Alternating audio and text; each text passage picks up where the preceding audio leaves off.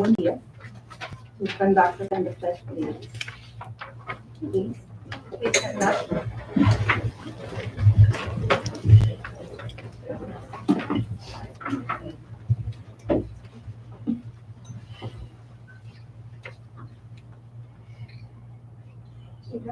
I pledge allegiance to the flag of the United States of America and to the republic for which it stands, one nation, under God, indivisible, with liberty and justice for all.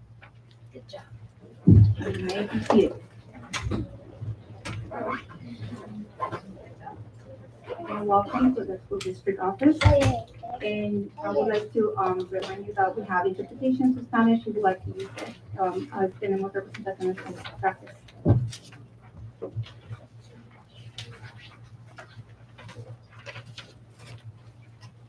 Now we're going to call for the recording secretary to call roll. Ms. Sarmiento? Present. Ms. Avalos? Present. Ms. Castañeda? Present. Ms. Lizarraga? Present. And Ms. Casey? Now with topic agenda number 5 is presentations. So we're going to have continue with the presentations. Again, number 5A is presentation from Rancho de la Nación students, and Ms. Conley is going to conduct the speaker for this. Thank you. All right. Hi, good evening, everyone. My name is Stephanie Conlin. I'm the principal of Rancho La Nacion, and I am very proud to present here. I have several students with us, and we have our final one that made it. We are here presenting with our kindergarten class from Ms. Ochoa and Ms. Felix. So I'm happy to have Marin, Penelope, Owen, and Daniela. Come on up.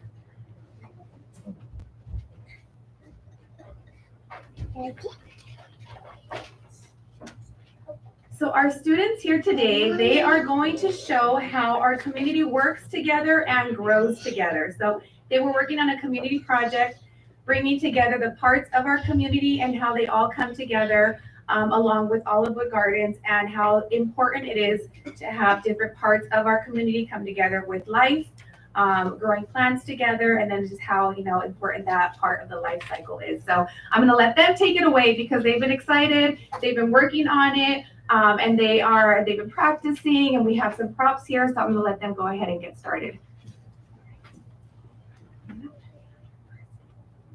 Yep, right here.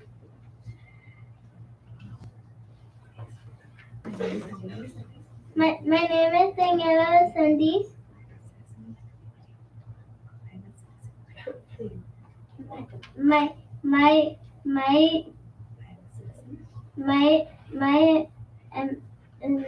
And citizen in my community, I live in National City.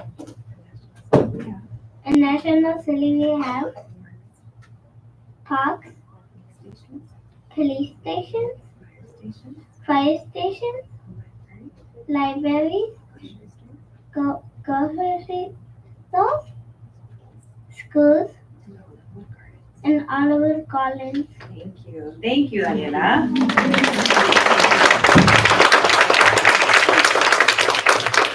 Next up, we have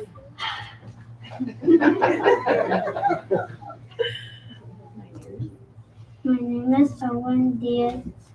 My job is to be a student. My job is to be a student The best citizen I can be. and the best citizen I can be. Here is what my class created. Here what my class created.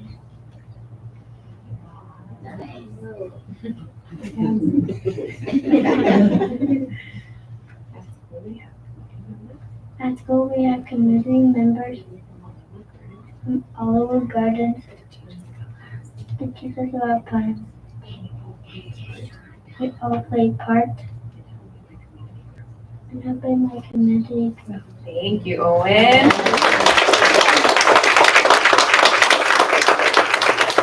Next up, we have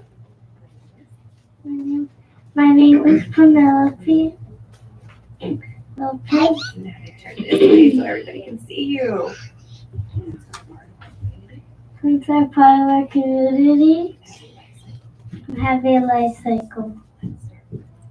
Plants start from seeds, come to grow, you sprout into a full happy plant.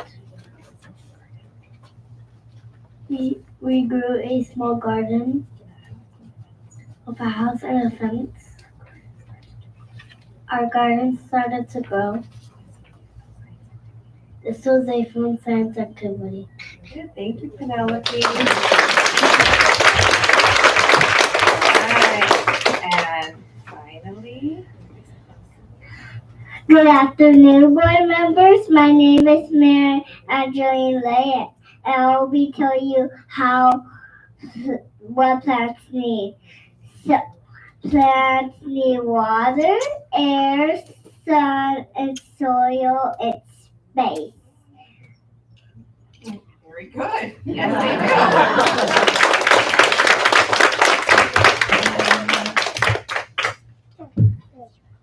Our class planted grass from seeds. We gave them what they needed to grow. We learned from Oliver Garden, which is in our community. Thank you for listening. I think good job, boy. Listening and have a wonderful evening.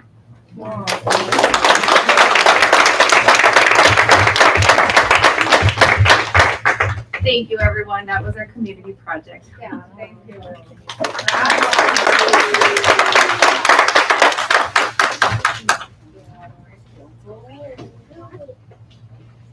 Daddy, you could feed me, Ma? No, Ms. Summer Sarmiento is going to Come on up here. provide something for the students. Hi. You guys did a wonderful job. Have you been practicing? Yeah, you did really, really good. What grade are you in? Kindergarten. Wow. That was very impressive. Well, I have something special to thank you for your presentation tonight. Daniela, this is a certificate for you, and I also have a little gift box with some school supplies. And can you take it over there right in front and stand right in front? We're going to take everybody's picture in a minute. Owen, there you go. You look very handsome today. Thank you all. Here you go, Owen. You go stand right next to her. And then Penelope. Here you go, Penelope. Right here to take a time, girlfriend. And Marin. Did I say that right? Marin. There you go. There's your certificate. And here's your gift box. Go stand with your classmates, and someone's going to take your picture. A lot of people are going to take your pictures. Okay.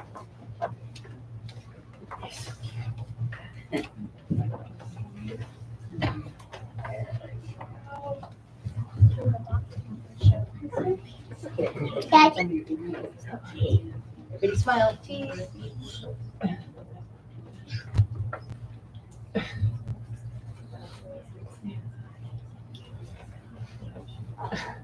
Everybody got their pictures? Thank you. Thank you for coming tonight.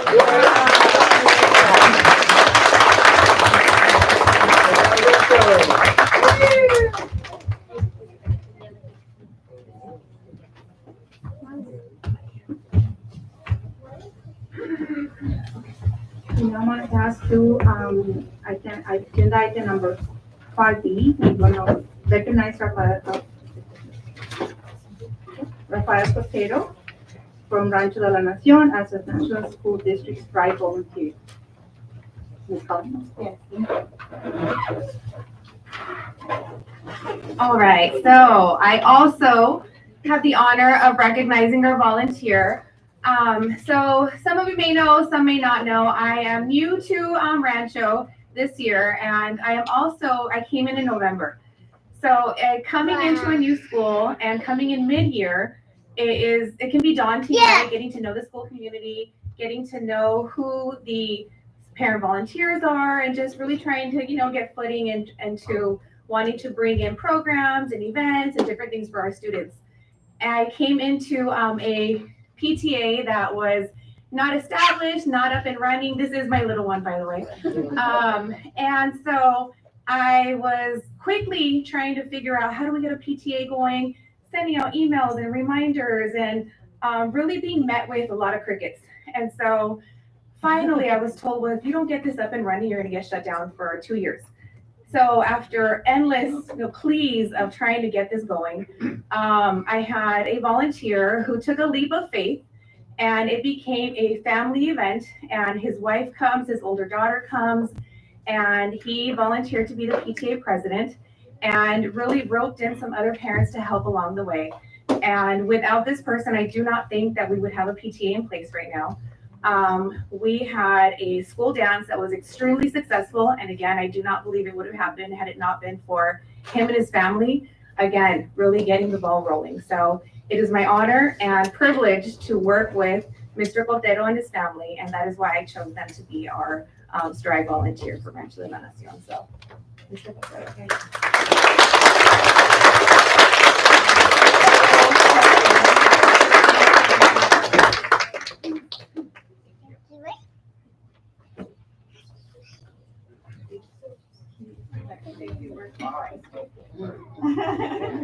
Ms. Betancourt Castaneda, do you mind if I interrupt for a second? I just want to remind, kindly reminder that the area for the backup view, Mr. Cotero, is for presentation. If you can please just take those down to yourself.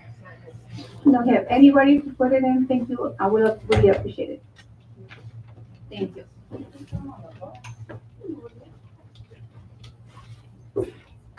Thank you so much. Now we continue with Mr. Trustee Betancourt Castaneda with the recognition. Oh, wow, okay. Yeah, definitely. I wasn't prepared for this. As I mentioned, I'm flattered. I was kind of, this was kind of last minute. And so we were able to get a PTA going, fortunately, with Rancho. And matter of fact, we just had elections, so I think it's looking even better for next year. We have a few more volunteers, and I think that they're as enthusiastic about it as I am. So good things to come. Thank you. Thank you all.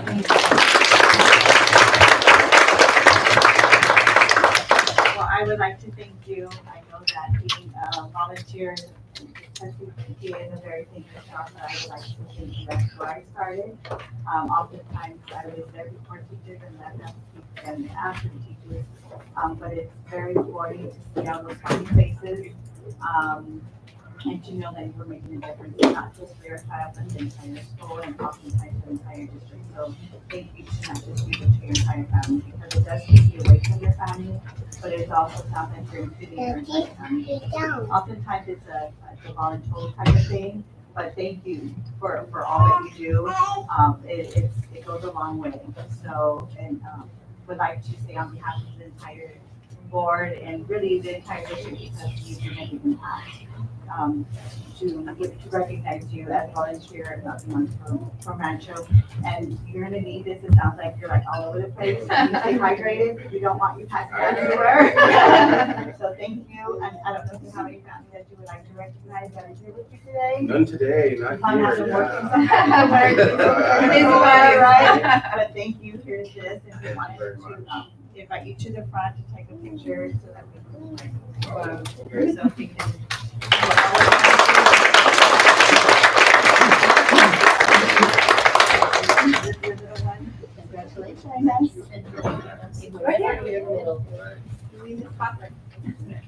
I'm used to being told what to go. I take all the tolls. Do I do this? Yes.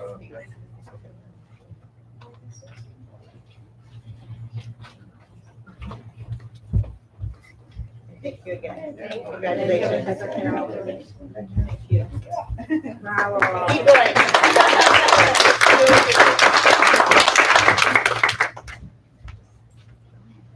And passing on to agenda item number 5C is to recognize Jaime James Piera as the National School District Employee of the Month for May 2024. Mr. Vine is the principal of the notice. Will that guide us? Thank you. I just learned people call you Jimmy. I had no idea until maybe like 10 minutes ago. I'm gonna start calling you Jimmy from now on. Okay. Good evening, Board President Gates, board members, Dr. Grady, and Executive Cabinet. I'm Brian Vine, the principal of John Notice, and I have the pleasure of recognizing James Villeda as National School District's Employee of the Month. I've not known James for that long, but when we first met, we started talking about our educational philosophies, and I was like, did we just become best friends? Yeah. Movie quote, by the way. James and I almost share the same brain when it comes to pedagogy. This man will do anything for our students. I will walk in his classroom and start to ask, hey, James, can't? Yep. He just says yes. I can't even finish asking him. He won't even let me ask because he's more than happy to go out of his way and support our students. Not only is he such a great relationship builder, but he is so engaging in his lessons. The students can't take their eyes or ears off him. Got to watch one today and it was awesome. He gets 100% attention and focus when he is teaching. I can go on and on about James, but he would probably want me to stop because he's such a modest and humble guy. James, I'm so proud of all of your accomplishments this year, and I'm honored to work with you. Please never leave John Notice. James, congratulations on being National School District's Employee of the Month.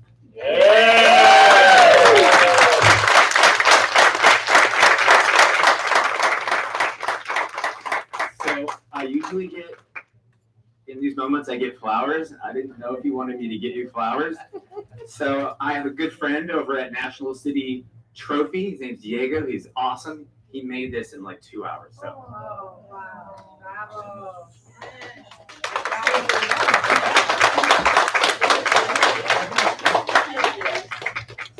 I'd like to thank you all for this. This is amazing. Wow, get choked up.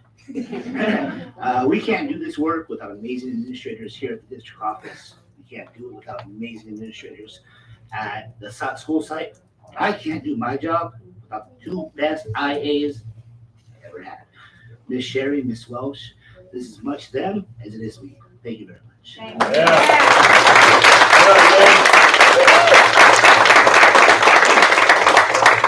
On behalf of our superintendent and our trustees and our cabinet, we are so proud of you to be able to come and volunteer your work, which I know is very hard, and I want to thank your family that misses you, I'm sure, right? A little bit.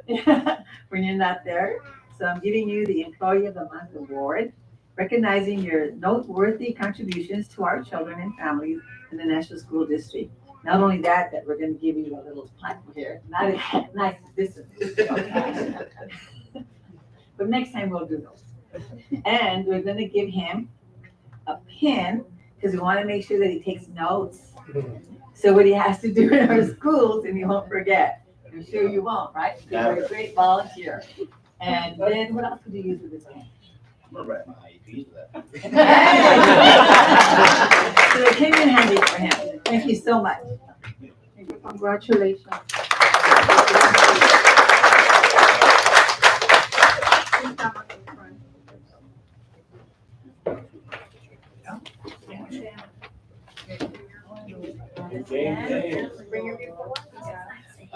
Cassie, you want to come up? Come on up.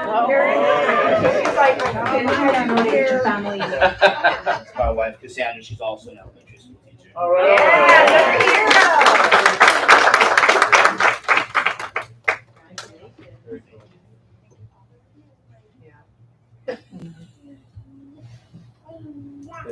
you. Congratulations. Final audit member of the committee. Moving on to agenda 5D, agenda number 5D, and we're gonna introduce our welcome to our new employees, Dr. Kevin. I have the pleasure of introducing our new employees. Today, we have 2 people who have RSVP to be present tonight, and then we have 3 that were unable to make it. So I'll go ahead and get started with those that are here tonight. When I call your name, if you wouldn't mind coming on up. Maria Figueroa, Campus Student Safety Assistant at Lincoln Acres. Ms. Figueroa has experience in customer service at San Ysidro Health and the San Diego Convention Center. Welcome, Maria.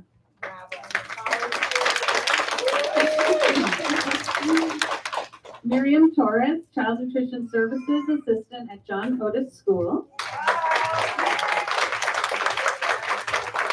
Ms. Torres has experience as a substitute child nutrition services assistant at the National School District. She also has over 3 years of experience as a noon duty attendant at the Leonardo da Vinci Health and Science Center. She volunteers at Olivewood Garden for special events, field trips, community events, and health food classes for parents and National City Schools. Welcome, Miriam.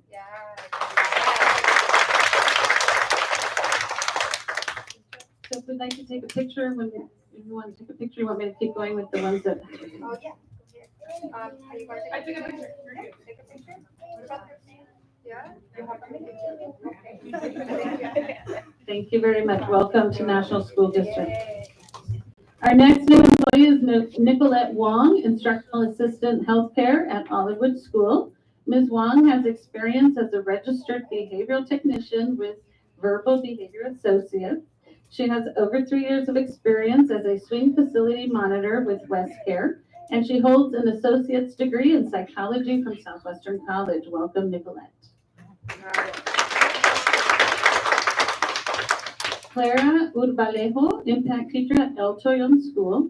Ms. Urbalejo has 6 years of experience as a kindergarten teacher with Innovations Academy in San Diego. She has worked as a substitute in the National School District since 2021. She holds a bachelor's degree in general psychology from the University of Phoenix. Welcome, Clara. And our last new employee is Hector Mesa, temporary school counselor at Olivewood School. Mr. Mesa has 6 years of experience as a PASS support site supervisor with the San Diego County Office of Education. He also has over 12 years of experience as a counselor with the Chula Vista Elementary School District. He holds a bachelor's degree in liberal studies, a master's degree in education, and a master's degree in counseling psychology from National University. Welcome, Hector. And welcome to all of our new employees to the National School District. Welcome, all the new employees. Now we're gonna be in agenda item number 5, which is public communication. Public communication provided public with an opportunity to address the board. Okay, yeah, I'm gonna go back a little bit. So if this is the time that we go to the business portion, and you wanna dismiss the children, go do homework or do with your families, and you're welcome to stay, you can stay. Thank you so much for being here. Thank you. Welcome. Congratulations, Don. Welcome. Have a good evening. Very emotional. Makes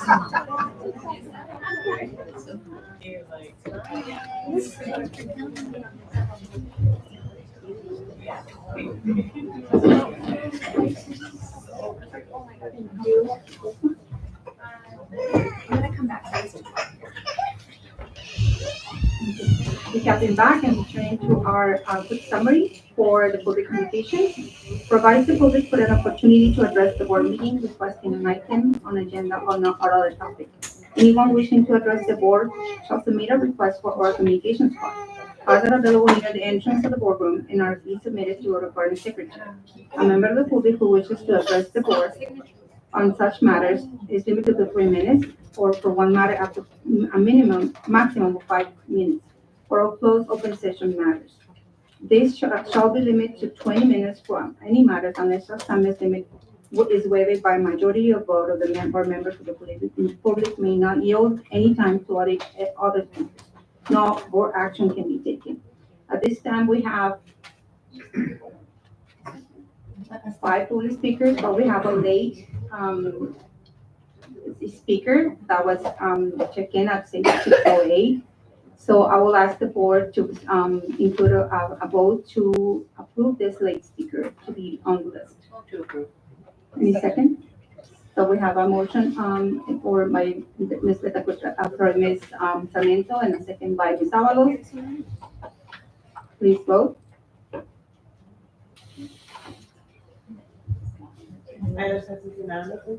Thank you. Our first speaker of the night is Ms. Kenya Peraza.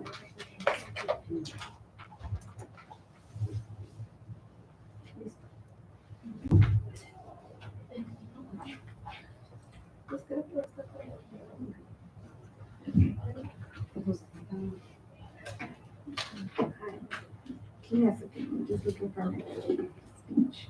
Of course, he will cover this one.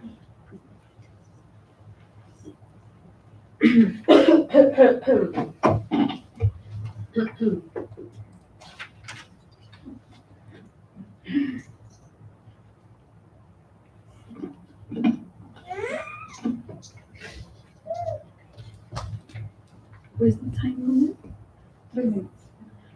Oh, where's the timer? Yeah, right there. We're waiting for you to speak. Oh, okay. Okay, so, good evening, board members, superintendent. As we approach May and June, it is crucial to address a recurring issue affecting our special education community. Year after year, during this period, special education students undergo school changes, causing immense difficulty for them, their families, and teachers. This unsettling cycle not only disrupts students' learning, but also creates hardships for families who must navigate multiple schools for each child's event. What's even more concerning is the lack of oversight surrounding these transitions. The county's administrative actions, or lack thereof, demonstrate a disregard for the challenge faced by Latino students with disabilities. Instead of prioritizing their well-being, the county seems intent on concealing $270 million of special education funds. We refuse to stand idly by as our children's education and well-being are compromised. It's time to take action. We will not rest until every state and federal government door is knocked upon, demanding accountability and proper support for our special education community. Join us in this crucial fight for the rights and dignity of our special education children. Together, we can make a difference. We also have a YouTube channel. You can find us as SBSE Community, and we have a Facebook group. And we only want parents that want to help our community, and we want to help them as well. Parents, feel free to reach out. We're here to help. Thank you.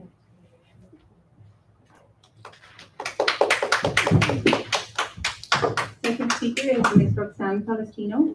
Please come to the podium. Good evening, everyone. As we approach the end of another school year, I stand before you today to shed light on a matter close to my heart: the plight of our special education community. Every May and June, year after year, we witness a recurring scene of pain and frustration as families and teachers of special education students come to these board meetings to voice their struggles. Imagine this: families torn apart by the constant transferring of students with disabilities to new schools, teachers shuffled around like pawns on a chessboard, and the opening and closing of special day class programs on different campuses. This relentless cycle not only disrupts the learning journey of these students, but also inflicts immense hardship upon families, teachers, and staff. The ripple effects are profound. Families find themselves juggling multiple schools for each child, arranging transportation for pickups and drop-offs, and worst of all, enduring the heartache of severe relationships. These challenges are not just inconveniences, they are barriers to the holistic well-being and development of our special education community. For years, we've heard promising slogans from our district superintendent: strive together, value added, be exceptional, NSD now. These slogans echo aspirations of our teachers, but what about the expectations of the district? Where is the tangible action to implement these ideals for the benefit of our special education students and staff? It's time for meaningful change. It's time for our district to not just talk the talk, but walk the walk when it comes to supporting our special education community. We need concrete measures to ensure stability and continuity for these students and their dedicated educators. We need a commitment to fostering an environment where every student, regardless of ability, can thrive without fear of constant upheaval. So I implore you, esteemed board members, to listen to the voices of our special education families and teachers. Let us work together to build a future where every student feels valued, supported, and empowered to reach their fullest potential. Thank you.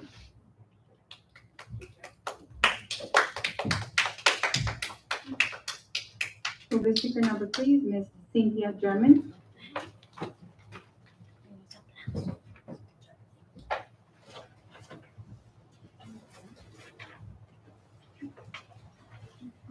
I'm ready. Good evening. My name is Cindy Jarman, and I actually have children in the Sweetwater and Chula Vista district, but I also have friends and parents that we are all invested in supporting the special education parents from all the districts in the South Bay. So that's why I'm here supporting Marjam and other parents. I just wanted to say, let's see. We are here because we care about all of our students, not just special education, but special education is our priority at this time. So we do encourage all special education parents to go to their district special education meetings. Each district does have special education meetings, but I don't think all parents know that. And they should check their website and attend those.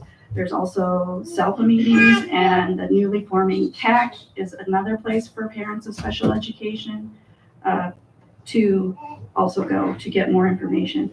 We need we need a parent committee that's dedicated to special education. And being a special education or a parent with students in special education can be confusing, frustrating. I'm new in the process, and it feels lonely. And especially at many schools, I'm the only parent I know, although I know there's many other special education students in the school. We just don't feel like we know where to go for help. So I am learning about SELPA, and anyway, by joining up with parents like we have here and going to CAC meetings, we hope other parents will learn that there's a lot of us out there, and we hope that they will join us, and we want to work with the school district to make sure that the special education students are getting the best education they can. Thank you.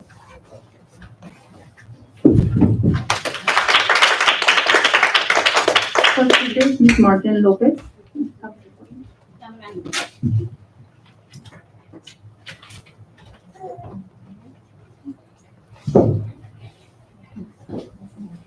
Hi, my name is Marjan Lopez. I have one kid in Central. He's so smart. He's the special needs. That is why I'm here. I come to speak with him. That's the English is not my first language, you know that.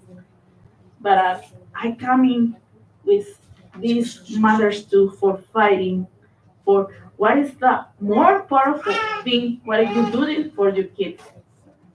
So I laughing, you notice, and here in National City, it's more the mothers, he don't know what is the right, or he feel lonely, like she say, and more for Latin, who only speak Spanish, he don't know what is going on for the IPP, and that is why I here. I come in for so give it to you, or listen to me, what I'm feeling, and burn my shoes, and what I need a help.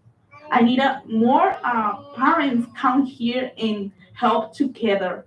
That is why only I don't know, you see me so much in the meetings, but I see only you guys and the guys, the kids who have no special needs. What is that kids who have the special needs? I don't see that. You know, see more support. So that is coming for here. That I need a more support for the kids for the special needs in more heart. Humanity. That is the only support, asking for help. And I always believe the national city is good. And always I say, no, national city support the guys and everything. So I asking you that I need a help for all these mothers who need more support, and more parents know what is the programs, income, and know what is the, my kids, I wanted my kids go and grow up and go find jobs, and no more like the incapacity kid. So that is why I come in here, and I know you guys be help me, and more parents who only speak Spanish need to know what is that, because sometimes only I come here in these moments you see say, oh, again. But yes, again, because fighting together for something for our kids, never be scared and only by yourself. Thank you.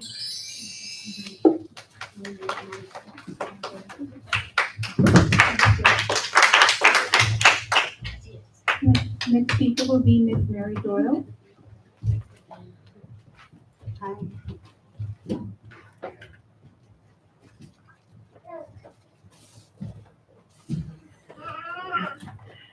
Good evening, trustees and Superintendent Brady, staff and community members.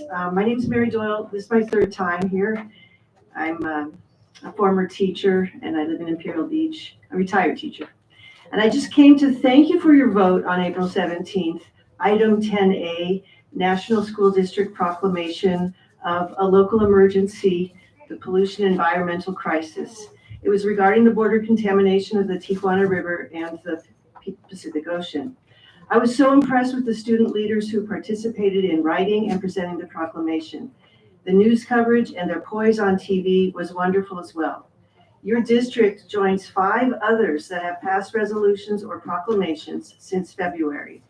South Bay Union, Sweetwater, San Diego Unified, San Ysidro, and Chula Vista Elementary on the very same night as yours. I appreciate this district though, because you did more. And I'm really loyal to a couple of those other ones. The teachable moments from this district are huge. And the fact that you are sending your proclamation to the UN is phenomenal. And the students' participation was beautiful. So I am hopeful that this coverage of this crisis is getting, the coverage that this crisis is getting may catalyze funding and change from our federal government. And you all have helped so much. I have a thank you note for each of you and a sticker because I was a teacher. And also for the students. I know as a former board member, people often don't have time to come back and thank you. But it's one advantage of being retired. I do appreciate you and all the work you do behind the scenes and the staff behind the scenes, because getting those parents to sign notes and let their kids be on TV, that doesn't just happen. And I really think that you've done so much. I also think those kids were great, so I wrote a little card for them. And I am optimistic about our future with 6th graders like the National City Elementary School District's students leading the way. So thank you very much. And I have all my little cards I'll hand to you, but thanks. Thank you. Our next speaker is Mr. Manuel Andrade.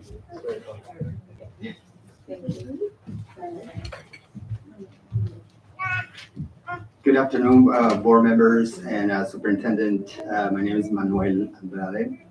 I'm a senior prevention specialist with Social Advocates for Youth. I work for the Alcohol, Tobacco, No Drugs Prevention Program. The reason why I'm here tonight is because, as you know, a couple of years ago, we passed the SAFE Act in San Diego, banning all flavored tobacco products, and Chula Vista took action on it.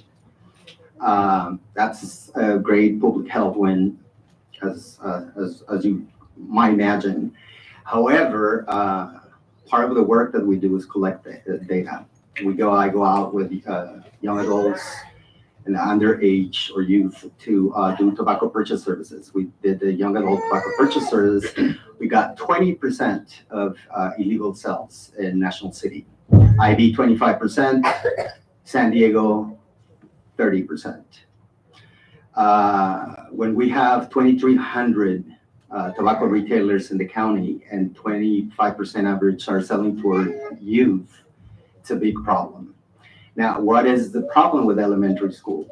For the last couple of years, we keep hearing stories after stories that kids in elementary schools, 3 months ago, it was a first grader girl caught vaping in San Isidro.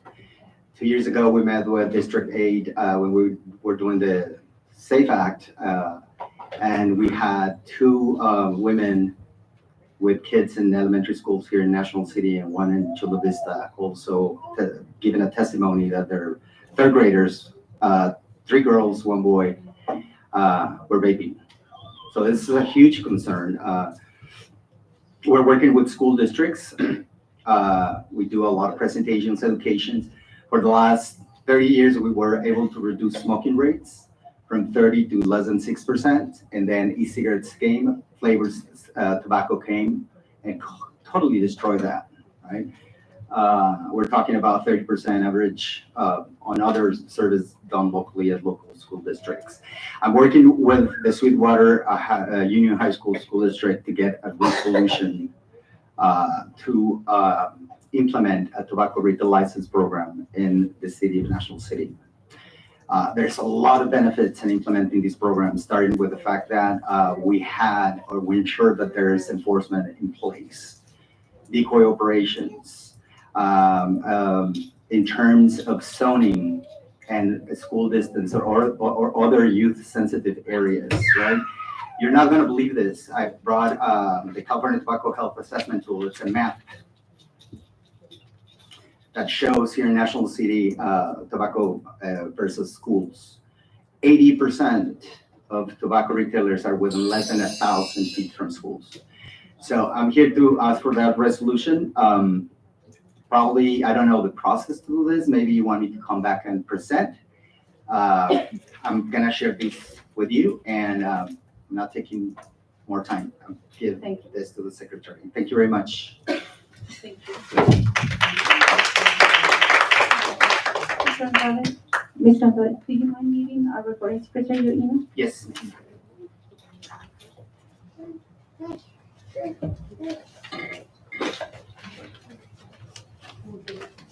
And by the way, this is my daughter, Luna. She's in kindergarten. I see she came from dance. Thank you.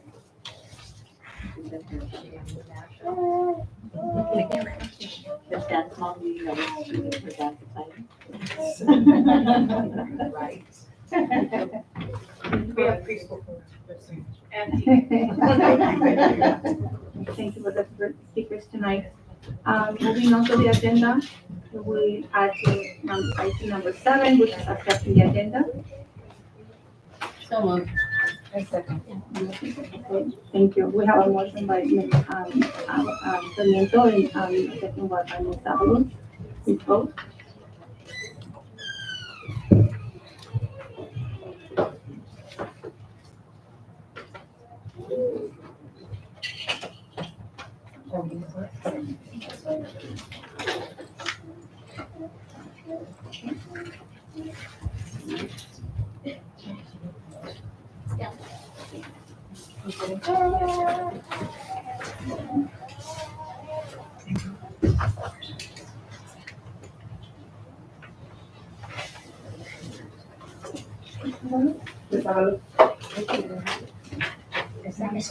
Yes, we need to vote. Item passes unanimously.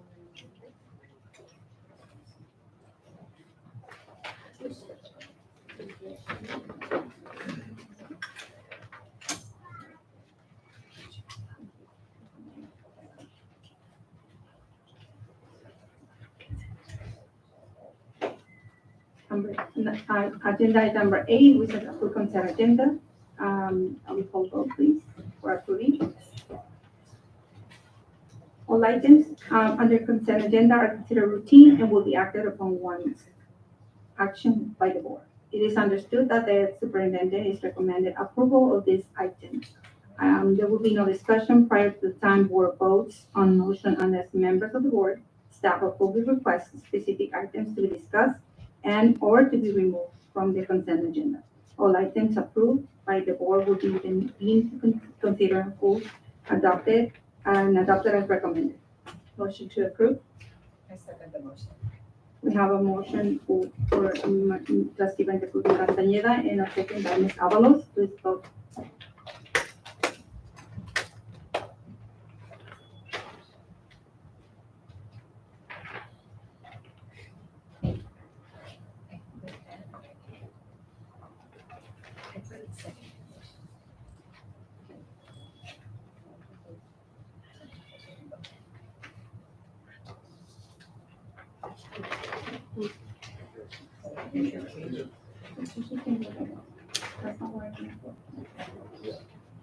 Item passes unanimously.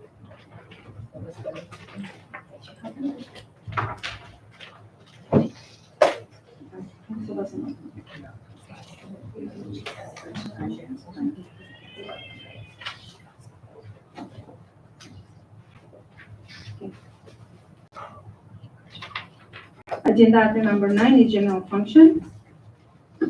This topic of the agenda is to approve the minutes for the regular board meeting held on April 17, 2024. Dr. Brady is the one who has the minutes. So, Yeah, so on this one, you'll see that it's pulled out because we have a trustee that was not able to stay for the entire meeting. And should the trustee want to vote, we just wanted to make sure you have the option. So since I will be abstaining, that will just make it a 3. So we'll still be okay with that. so we move forward with the voting. Do I have a motion to approve that minutes with that were pulled out from last agenda? Move to approve. I second the motion. We have a motion by trustee Sarmiento and a second by trustee Avalos. Please vote.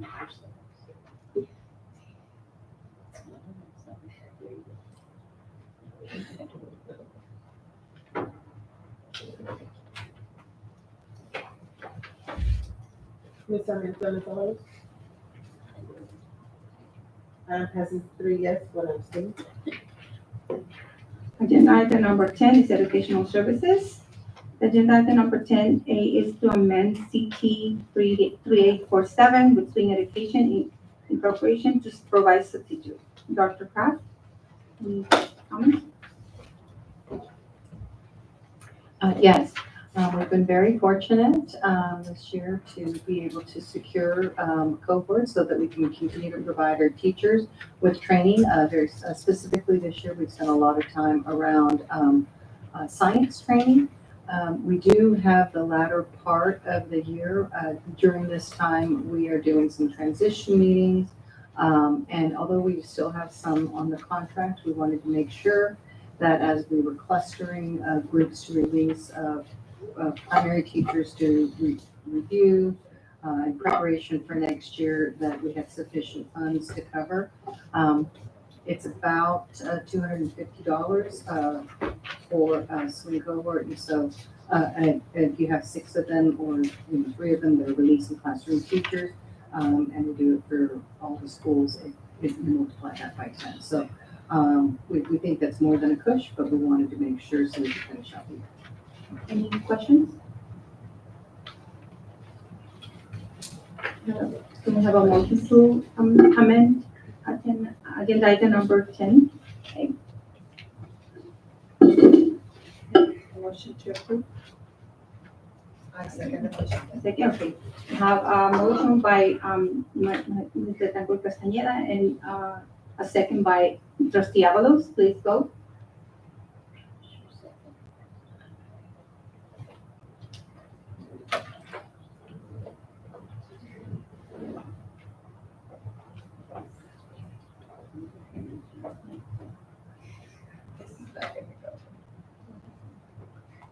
It is working there. Second, I put second.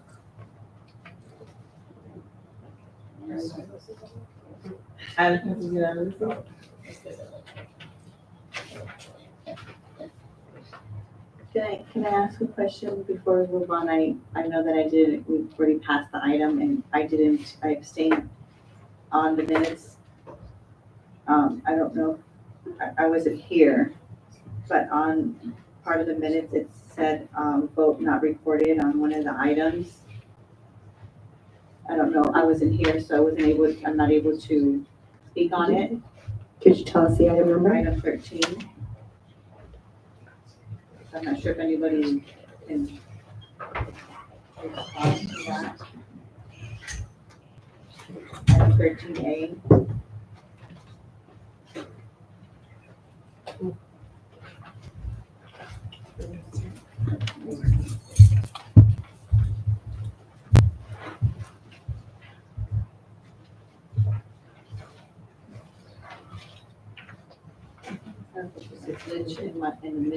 It looks like it might be a glitch in the system. What we'll do is we'll go back to the recording. We'll check the vote and then we'll record the vote with the permission of the board. We'll record the vote and make sure it's accurate as posted on our website. Okay. Sorry, I think I was just in here, but sorry, just was through. Question clear. Okay. Thank you. Good, thank you. So moving on to agenda number 10B is to amend seat contract 3956 with City National City to provide the National City Police Department school resource officers. Motion to approve the discussion, please. Second. We have a motion by trustee Betancourt Castañeda and a second by trustee Sarmiento. And before we pass it, should we do the discussion? Yeah. I had a question in regards to the hours that they are serving us. Do we know what hours they are available to us in terms of their schedule? I believe they serve us from 7:30 to 4:30 to ensure coverage, but they've often extended. They often have extended days because they are also available for our reach staff, and that's upwards of 6 o'clock. What is Monday through Friday, or? She works Monday through Thursday. Fridays are usually her day off. So I believe they're 4/10s, actually. So what do we do on Fridays? We have dispatch, but we also share an SRO between us and Sweetwater, and they have a system in which if there's any, in fact, we just discussed it today, any issues that need to be addressed or any kind of things that they're dealing with that are for national, they ensure that the sergeant has the information and then that person disseminates it as they need to. I'd like for you to revisit that. Okay. Because I'd like to have somebody there on Friday. Because I have a different information. Please. Okay. So, because I think Fridays is an important day for us to have somebody available. To not have somebody and that available to our district. And for us to have to call 911 or call dispatch, that is a delay that we should not have to be encountering.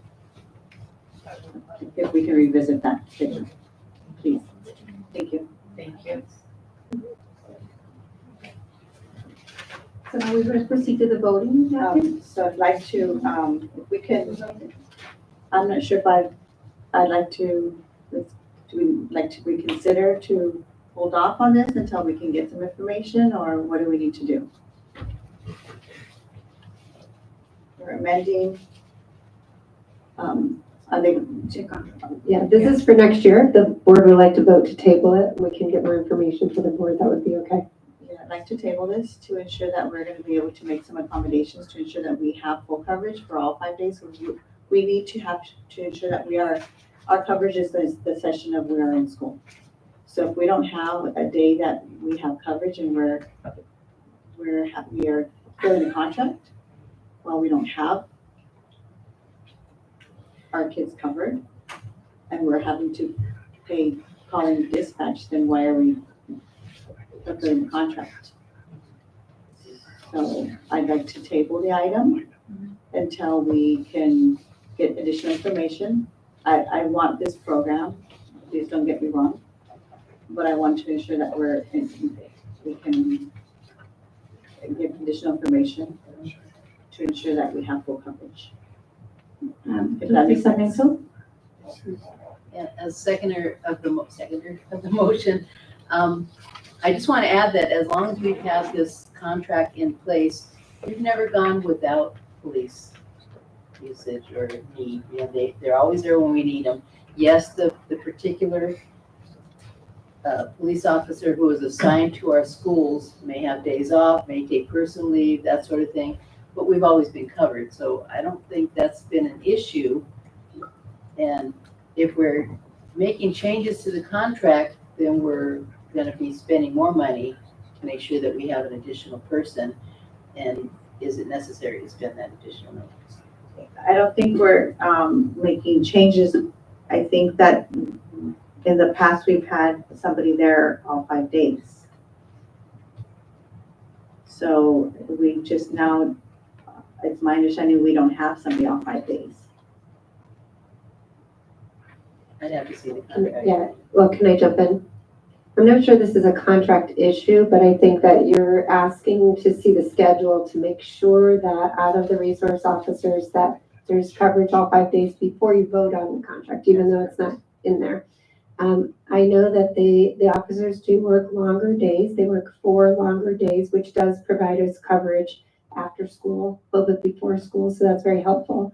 But out of the school resource officers, you want to know who's responsible for what days, not necessarily that one officer would be working all 5 days. Is that correct? I just want to ensure that our That we're covered. covered. Okay, we can get a schedule. We can talk to the police and just make sure that you are comfortable that they understand the request for overlapping schedules of our SROs, so they're not off the same day. Right. We can double check that. Because it's my understanding that when we're paying an SRO to cover our schools, we have coverage for our schools. And there was a time when we had to call and we didn't have coverage. And we should not run into that problem where we're having to call dispatch because we don't have an SRO available because none are scheduled across the board. So we need to ensure that we have somebody scheduled to ensure that our school district is covered, especially if we have our own designated, not necessarily a person, one specific person, but a designated one for our district, so coverage. Okay, so the motion should be modified then? So the maker of the motion will, as the maker of the motion, I would like to table the item so that way we can come back with a schedule of our SROs at a future meeting. Trustee Samir. Thank you. Yeah. Didn't see it last time. As the seconder of the motion, I'll support that. Maybe we can have a presentation from someone from the police department, as we've had in the past, to assure us that the coverage is there.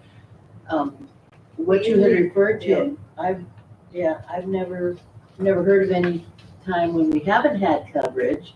Maybe it wasn't the designated school resource officer, but we have had the police available as needed, just like they serve the entire city of National City. So that comes as a surprise to me, but I'll support that item to table it.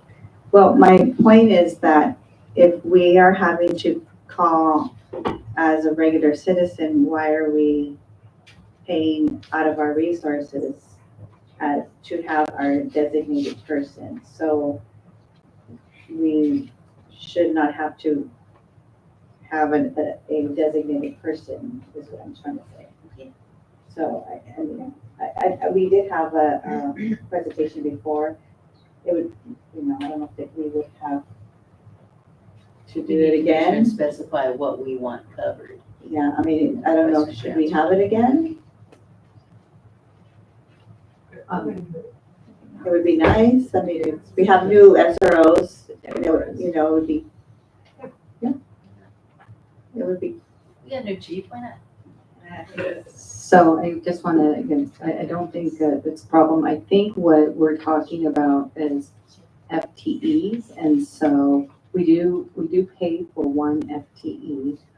The schedule, as Dr. Brady said, does allow us to do our extended day program, which is, you will hear, is growing extensively. But we do share a half. And so I think when I'm hearing Trustee Betancourt Castaneda, is that if we provide a schedule with point people on whatever day it is, Friday, whatever day, because they do get the day off, that we have that clearly marked and we have clear person to call on that particular day. Yeah? Okay. So, and if it's the board's pleasure for a presentation, I can reach out to Aaron and set that up for you. Yes, because I think the last time we had it, we had different people in place, and I know that we asked them when there's change over to bring people in. I know Karina's still on there, but we do have some new faces, and so. Yes, you're correct. And so movement happened, growth happened, and so we'll bring in our new team. Okay. So we'll table the item. Okay. Okay, So thank we you. have a first motion and a second one with the modifications to table it up, and we may proceed with the voting. So the vote that we're taking is to table it. To table it, yes. We have a first and second, so we need to vote it.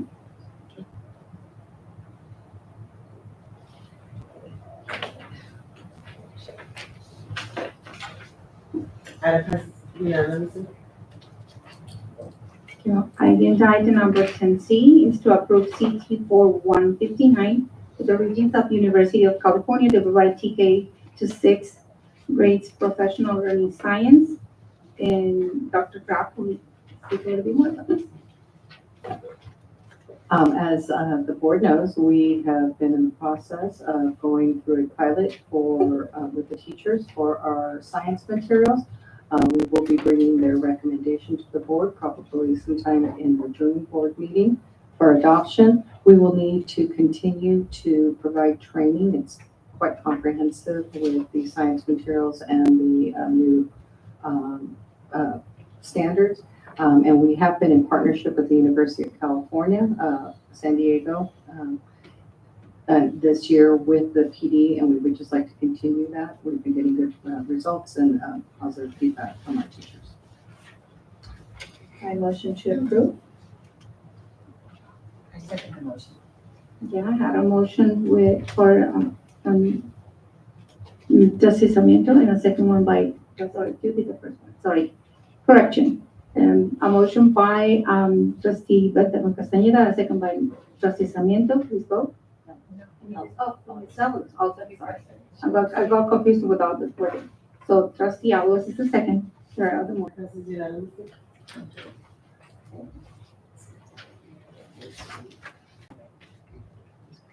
Agenda item number 10B is to amend contract 3045 with YMCA of San Diego County. Dr. Kraft.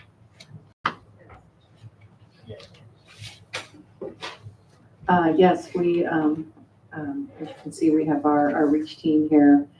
We've had a problem this year with our extended day REACH program. we have been exploding. And it's been, yeah, and so, as you can see in the item, we've more than doubled our participation rates, 67% in the afternoon and 75% in the morning. We used to have wait list situations, in particular, some really long wait lists like at Palmer Way. But now that we are zero across the district, and we continue to provide increased access for our students in our intersession and our summer session. We did budget at the beginning of the year last year about this time, anticipating numbers that were very underrepresented. They doubled. We've gotten lots of enrollment. So we are good to now, but we want to continue, and we need to plan for the summer programming and up what we anticipate will be participation, which we already saw in spring was double what we expected.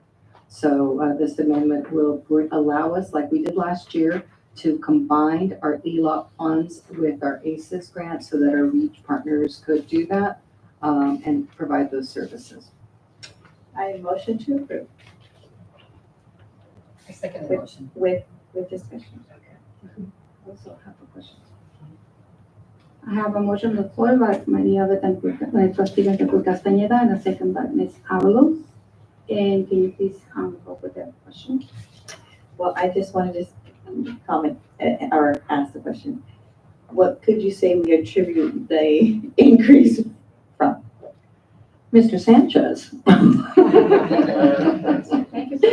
have the floor. So, yeah. No, she meant actually you are the reason. Oh. Is it your singing? It is. It's the radio voice. I told You got the Riz, dude. Yes, and the partnership with Allie and our REACH team, Steve and I are behind the scenes, but it has been pretty amazing. The fields going up, we, as you see, we've added on another intramural sport and we've added on grade levels. Next year, we're looking at, what's that thing called again? Cross country. Cross country. The cross country piece, and the offerings we're offering our parents, and we're hearing from our PTAs. They were just at a PTA, so we're trying to promote it as much as possible, that parents are very pleased with the direction we're going. And it's an ongoing rolling enrollment, and we keep getting them. And so, and we haven't even gotten to our summer intercession, which is going to be longer this year, which we're excited about, and we want to be able to serve more kids.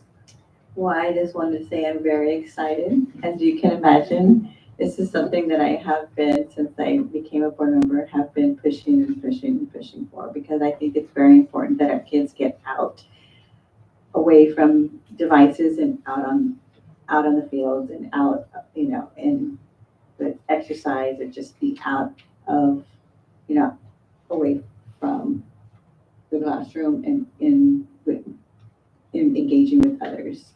I grew up playing the sports and playing and, against the other schools and so on and so forth, and to be able to get back into that kind of environment, I think it's something just exciting to see. So I thank you guys for all the additional hard work and all the efforts that got put into it, and to see that our fields have definitely evolved, to be able to have that additional component into that, and then to be able to experience that is amazing. So I am excited. I've been doing my happy dance because it's something that they deserve.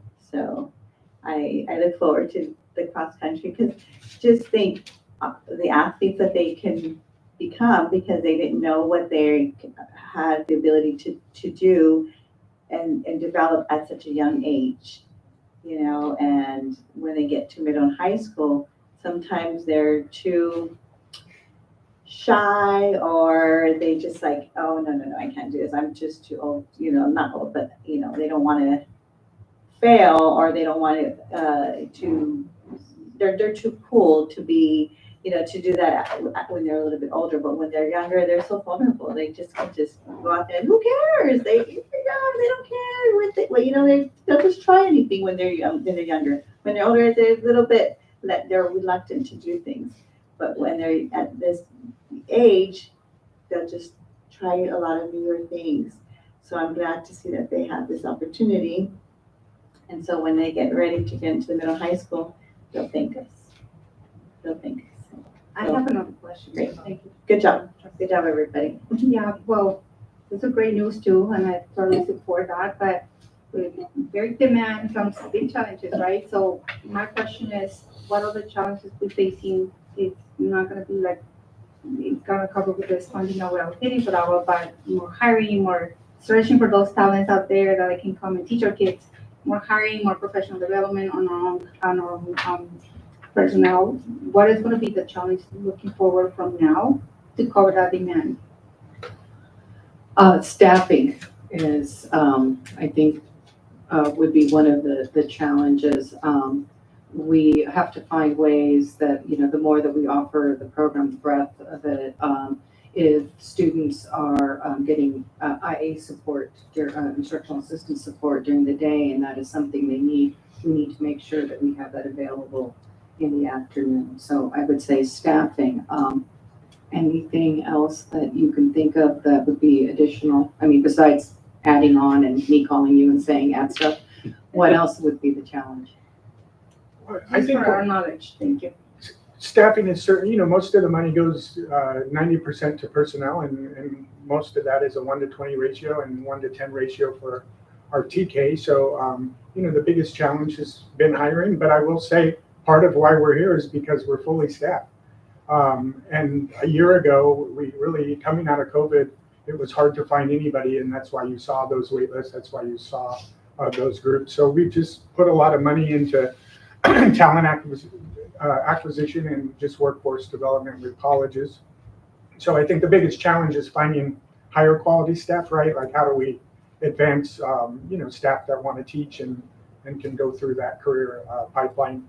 And then the other thing is a lot of this is going to specialty vendors now because of the funding. And so we're contracting with specialized enrichment companies or taking field trips. And so one of the challenges is just planning that and trying to plan ahead of time and anticipate those costs, I would say, has also just been something we've tried to learn from each year, just how we can plan ahead for what we anticipate the need will be for summer or interest from families on where we want to go or what activities we bring into the schools. Yeah, and expansion. So as I shared, we're going to have to, it's the specialized expansion. We're going to hopefully bring in cross-country runners, but I just had a discussion with Stephen today that we want to bring in a literacy piece, and then how can we, bring in our teachers. We want to bring in our teachers, but it's such a short summer that I worry that, I wouldn't, they need their breaks too. Yeah, and so, right, but we want to be able to provide, that piece in there. And so again, staffing, we have programs, but it's making sure that we get the individuals. And then, just supervision, I think, is another piece that, with that, not necessarily the kids, but for the adults, the Allie. Thank you. And last question from me to you, or the audience that is the professional from that part. Technically, for the real world, is for general ed students to be participating in the Word by Mouth is most of the marketing within the parents and the kids. But what's going to be the facilitation for a special education student that would like to join a mariachi class or maybe a surfing class? Surfing class is awesome. So bike riding is another one that I never saw before in safety, especially on safety part. So it would be something that I was thinking about. What is going to be the facilitation, communication with that department specifically for those students that they might have another talent and we haven't discovered, and we expose something. Whoever wants to answer. So We have intentionally planned for Reach for Joy. Dr. Vargas and I did attend a symposium, legal symposium, with respect to this new funding source and the opportunities it's opening up in extended day. And so we have partnered our ESY program so that there's that component that needs to be met, but then the transition into the Reach for Joy. The program does need to run according to the funding criteria, 9 hours daily, or you don't receive the funds. And so that adds to the cost because you have to have staff that long. But we've also been partnering, and again, I give it to the team over there, of finding ways that we can bring in our trained IAs or any other individuals and do a fast track hire through YMCA Reach, so that we're giving more opportunities to our community members to also work in the summer within those provisions of the ELA program. Yes, thank you so much. That's good to know. So that's all my questions for now. So any other discussion? So we have to approve the amendment of agenda item number 10B. Do we have a motion? Oh, you have, I'm sorry. Oh my God, I got so heat up with this new good news. I have a motion on the floor by trustee Betancourt Castañeda and a second by trustee Avalos. Please vote.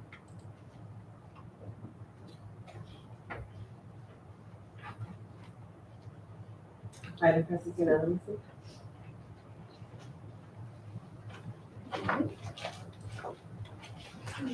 This is okay. Item 11.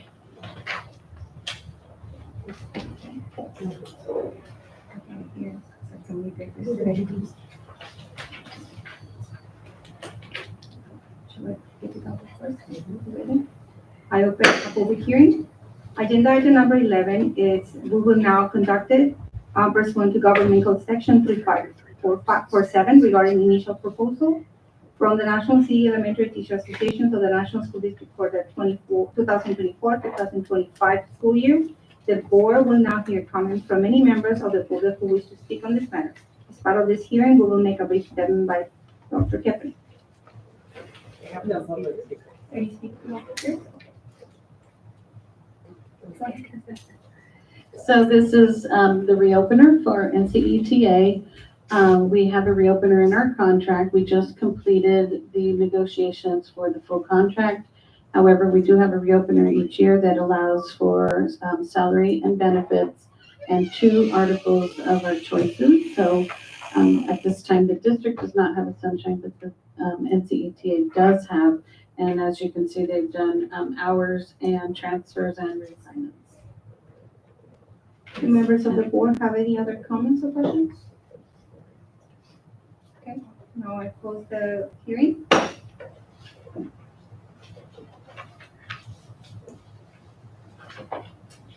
Agenda item number 11B to adopt initial proposal from the National City Elementary Teachers Association. Dr. Keppen. And this is just to really solidify that we are going to move forward in negotiating the reopener, starting with the 24-25 school year. As you know, we have settled our contract, but this is for a reopener. It allows for salary, benefits, and 2 articles of their choice. I motion to approve. Second.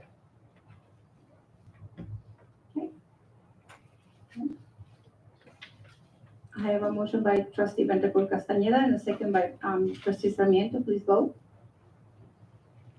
Item passes unanimously. Agenda item number 12, business services. 12A is a discussion for facility safety for Dr. Ryan Burke.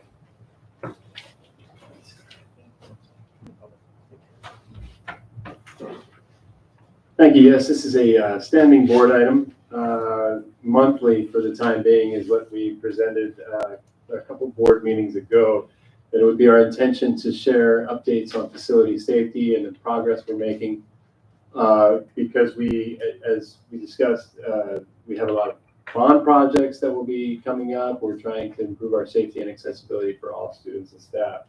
So we will be providing updates on that regular basis. Today, I wanted to discuss just a few things. Primarily next board meeting, we originally had intended this board meeting for our architects and bond advisors to come, but they needed to put that off one board meeting because they were completing site walks so that they would have a full and complete report for us. That is now wrapped up. They have completed the site walks and they're going to be ready for the next board meeting. We're confirmed. Another item I wanted to touch on was the January storm. I have photos. I've provided updates to the board, this semester as that project has been ongoing. You may recall a big delay in the beginning was the drying of the facilities, that it took weeks for it to dry because it was still a very wet time of year, extra wet this year. And so we're underway at all the sites. I'm going to pass down just a document that shows you kind of current status of one room at each school site. You can assume that they're all the same, that the sites are in that condition. I mean, and it looks like there's still work to do. That's because there is. So after the drying, there was demo, and after the demo, there has been, processing with getting materials and so forth. So we're underway. You can see from the pictures that the floor is ready to be installed, that the walls are being installed, and we're on our way. Unfortunately, it's the end of the year, and we don't anticipate the rooms opening. It's touch and go with a couple of them, but by and large, we're communicating that they'll be open fully and ready to go at the beginning of the school year. We had hoped to get a couple of them done before that, but just the supplies and things coming in, ordering timelines is making it take longer. The other safety item I wanted to address before safety and access item I wanted to address is just a segue into the next board agenda item. We are in the process of ensuring fire safety around our campuses by clearing brush. We are asking that for board support in contracting that work.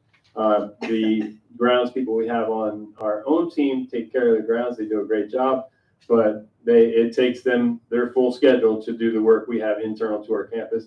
This is a larger job, and there's been, especially with this amount of water, the weeds all around town and all throughout the county are growing, and they're everywhere, and you can see that, and they present fire danger. So we're asking for support to clear out, depending on which campus and where it is, what the code says. It can be anywhere from 5 to 10 feet of clearance of removing brush and things like weeds from our perimeters to create greater fire protection.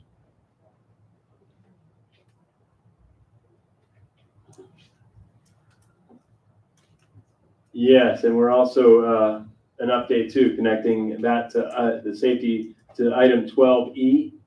We are working on, I know we talked about playgrounds needing refurbishment, needing some replacement. We were able to do that at Palmer Way. Last week, we were able to make some repairs there to a playground facility that, had some metal that was exposed, and we were able to get over there, analyze it, and get it covered up. Also, we're asking here for this support on this bid to complete that work and get that operational again, get the playgrounds operational again.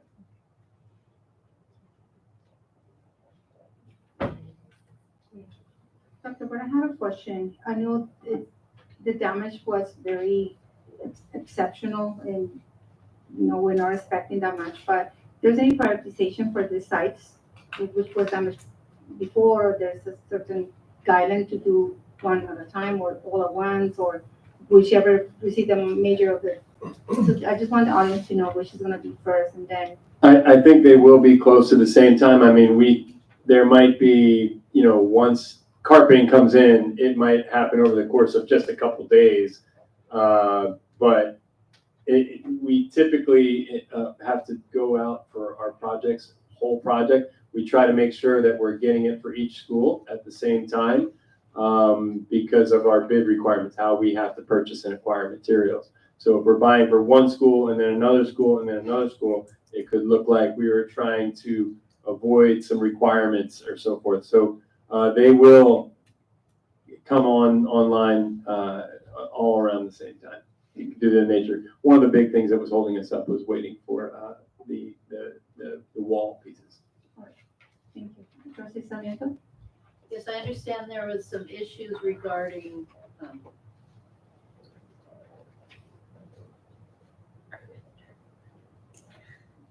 at one of the schools, there was additional problems that they found when they went into the Asbestos and mold. asbestos, thank you. Yes. Okay, so what's happening with that? I'm sure that's gonna delay times. We've actually been, yes, that created delays as well. And when you do abatement of asbestos, you have to hire two companies and get two contracts because somebody has to watch the other company do the work because it's such a dangerous thing. You can't, otherwise there could be, it's an accountability piece to make sure that the work is getting done properly, the asbestos is being removed and doesn't provide an ongoing danger. Yes, we did find asbestos in mold. And abated that. So that's already taken care of. I don't remember voting on it, but maybe we did. No, I don't think it was a voting item. I think it was a contract that was within the bounds that we could get it done.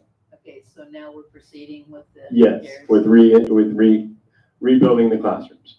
Good, thank you. Yes, ma'am.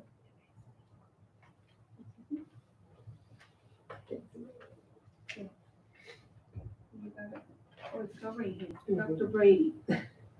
Yes, if maybe I'm incorrect, you correct me if I'm wrong.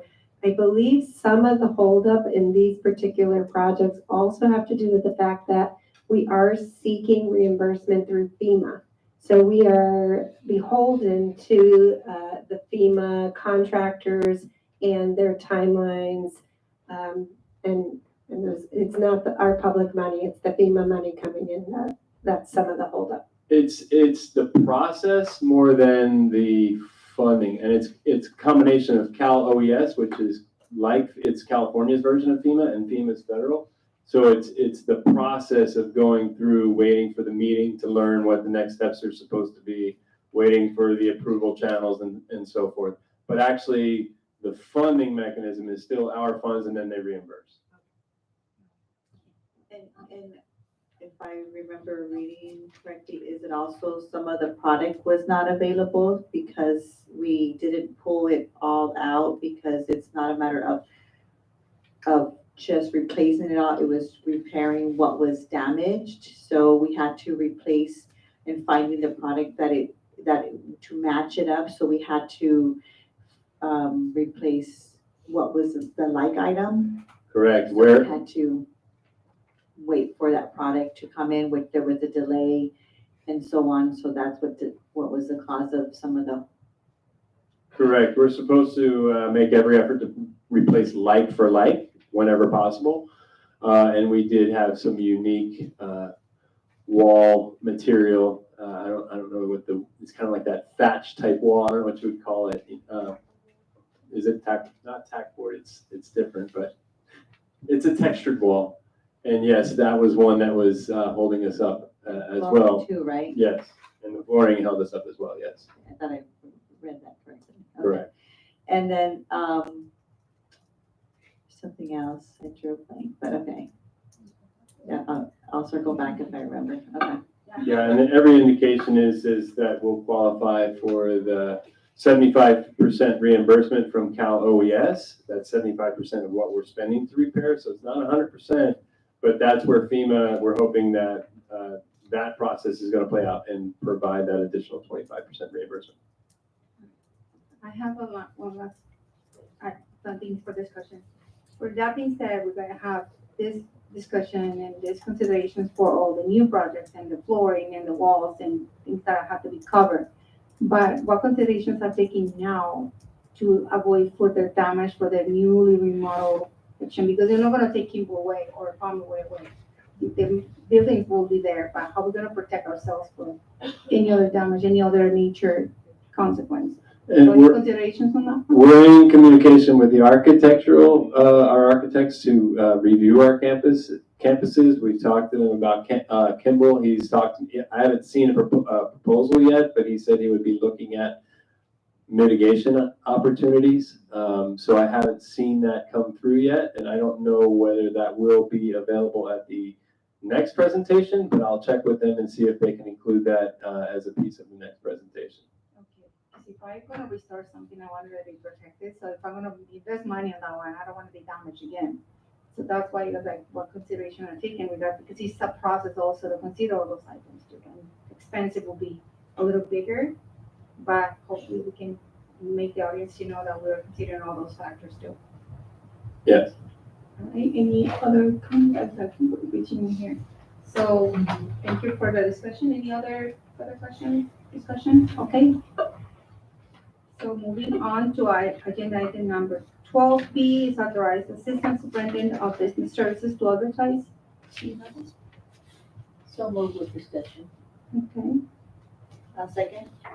okay, we have a motion by trustee Sarmiento and a second by Betancourt Castañeda with discussion with trustee Sarmiento. Go ahead. Thank you. I recall last year complaining to the city of National City because there's a huge brush area behind Las Palmas School that was out of control. And you're talking about, potential for fires. We want to make sure that our kids are safe. But also I'm wondering, do we need someone to go around to every single school and determine what is city property that they need to take care of on behalf of our students? I don't want to be telling you how to do your job or anything like that, but I have a concern, and I go to Las Palmas all the time because I have kids playing baseball there, and it's getting out of control once again. Obviously, it's going to happen every year. I know there was a process. I'll have to dig in deeper with David, but Castillo, our maintenance and operations director.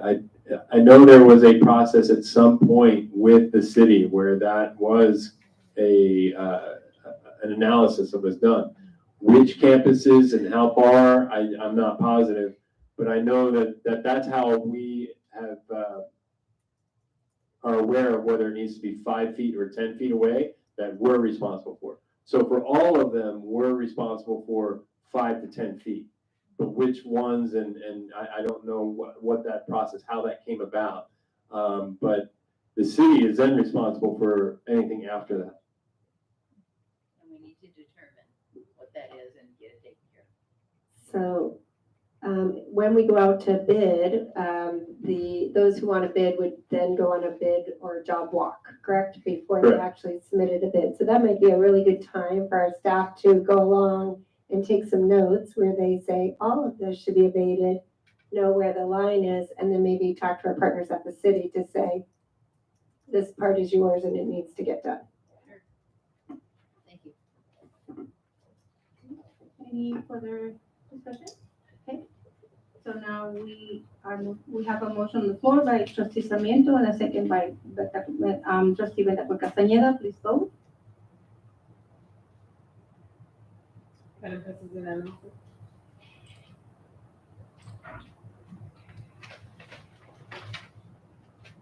Agenda item 12C is authorized sale, donation, and or disposal for surplus property. Dr. Burke.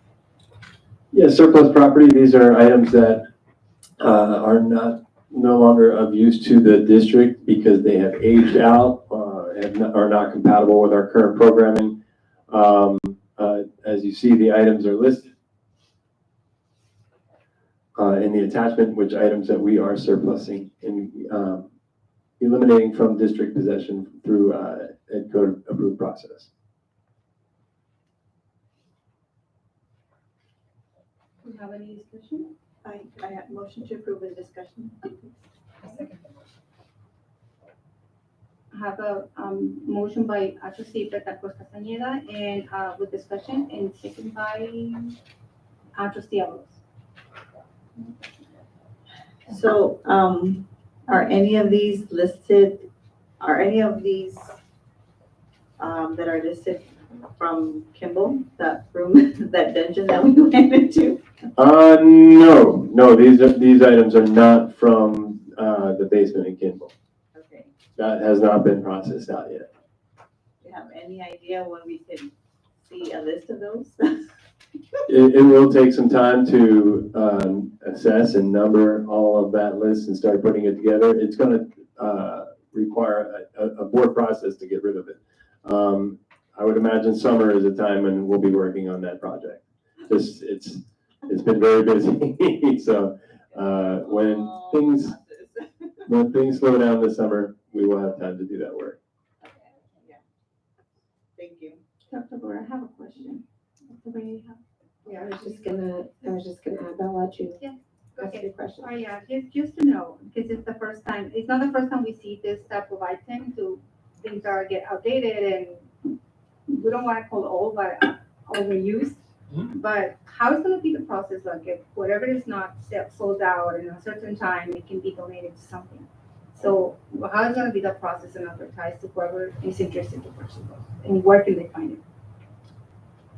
I believe John Hanson advertises it in the newspaper, but I'd have to see. I'd have to see the ad. He tells me I just ask him to make sure he advertises it. He advertises it, so I haven't seen the actual ad, so I don't want to say specifically. I'll follow up with you on the Friday memo on where he advertises it. We advertise things for sale. We try to donate what we can, and then the rest is for surplus and e-waste. And also electronics also costs like a fee for, dumping or just donate it or to take it to wherever. Does it cost any fees to that? We actually bring in funds for e-waste. It's the reverse for us rather than, we do pay fees. Say if we were to buy like an Apple computer, we might pay a disposal fee at the time of purchase. But in terms of e-waste actually brings us funding that we can then use to upgrade our like telephone networks and things like that. Ray, do you want to add something? I did. So one of the things that you'll see is some of the kidney-shaped tables. We have been working on our furniture refresh with perfect timing before one of our charter schools opens a state-of-the-art facility. We already have some state-of-the-art furniture. So most of the things you see are things that came from our refresh. We did have a couple of our language arts specialist rooms, resource rooms. Those were on the second round of refresh. So good thing they didn't get damaged in the flooding. So the flooding, we were going to be replacing those anyway. So I think that they'll just get the new furniture as we move forward. And then there is a link that goes out, and the link that John Hanson does use is www.publicsurplus.com. And people can go on and bid.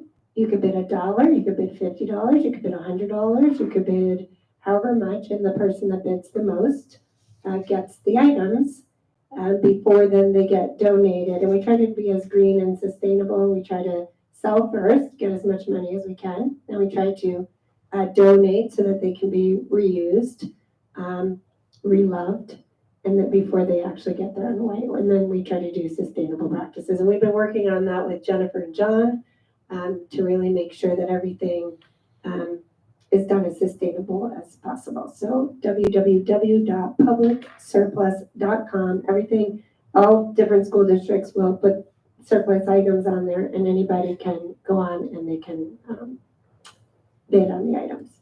Could we add that to the agenda item next time, or at least on the attachment? So that way it would be. Absolutely. Okay, thank you.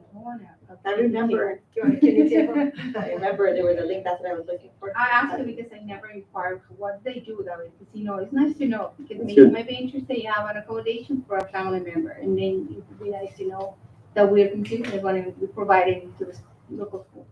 I'm glad you asked because now I learned where we advertise. Yeah, thank you. So remind me what happens to the unsold items?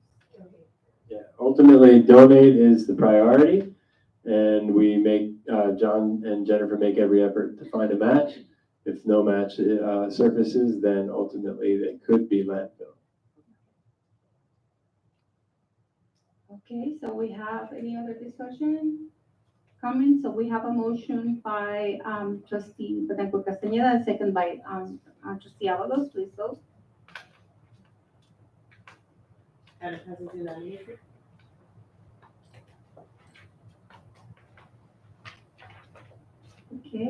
thank you. Agenda item number 12D is to approve contract 4151 slash CT 4158 with the Fruit Group for Duplo digital duplicators. Dr. Burke. Yes, Duplo digital duplicators can produce mass amounts of paper copies for much cheaper than any other printing source or copying source. It's a very efficient machine. Ours are aging out. They've more than aged out. They're ready to go and be replaced by new Duplos. So it's just swapping out the old Duplos that we've been on contract with for more than a decade and bringing in new machinery that's going to be current. Motion to approve with discussion. I second the motion. Okay, I have a motion by trustee Betacur Castañeda with discussion and second by trustee Alves. Trustee, I had the same question, I guess. 7, yeah, but we're short too. So, yes, so the question is, so we have 9 schools covered because we have 7 schools listed and 2 schools sites are renewing their leases. But we have 10 schools. And then what about the district office? So. I will have to ask John specifically why it may just be a newer machine is at the site not being included in this purchase.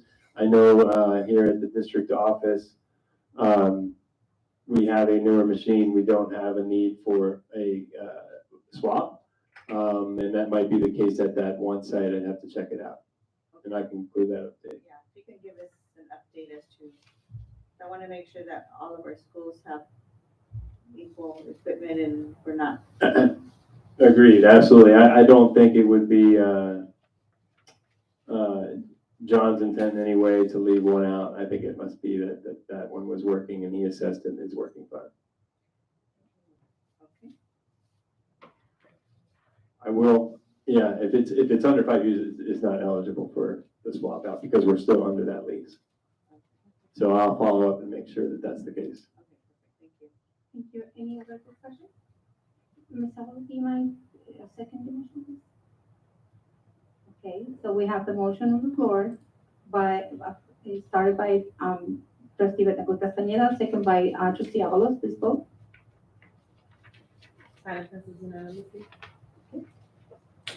Okay.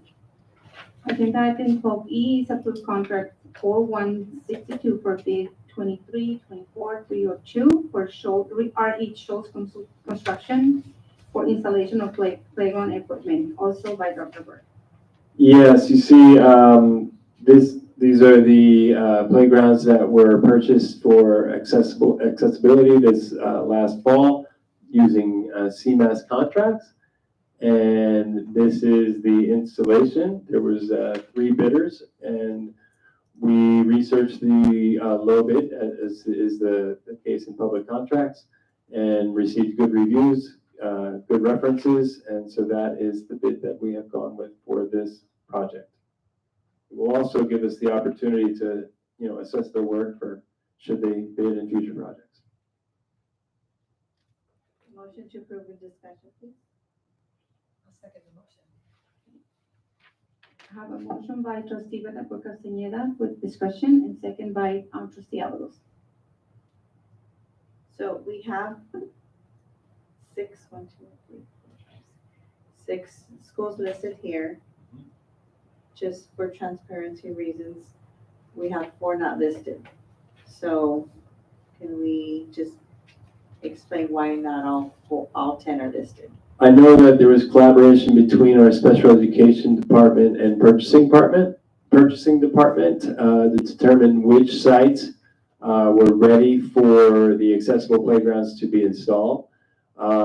There may be some that had path of travel issues still. Again, we're going to hear a lot about that next week. So not every playground was ready for a new install, because that triggers a whole bunch of DSA work and new requirements and path of travel work. So I know that's part of that, and I know that there has been some accessible playground installation done already. So that would be under the consideration between the special education department and the purchasing department as well. Thank you. Okay, yeah, we have Las Palmas, Kimball, and some other schools. I just got, what is gonna be the next step after? I just wanna fall back into the Kimball School playground too. Hopefully that's our next, all this beautiful thing, because teachers are asking, so. Yes, and Idaho Harveston is beautiful. and It is. We all enjoy it when we went to the opening, but I would like to get the second round of beautifulness. Agreed. Join us with this, but there's another sector of the school that are missing, so hopefully that's the next project that we can have. Yes, just like we're following up this year on the turf fields with the bid that you approved at the last board meeting. We will not stop, much like they said, they're not gonna stop until they talk to every door. Well, we're not gonna stop until we've addressed every playground and every turf field that we, for the kids. Thank you very much. Any further discussion? No, thank you. We have a motion on the floor by trustee Reteco Castañeda and a second by trustee Avalos. Please vote.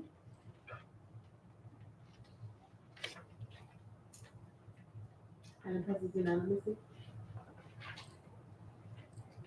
Agenda item 12F is accept donation. Dr. Burke.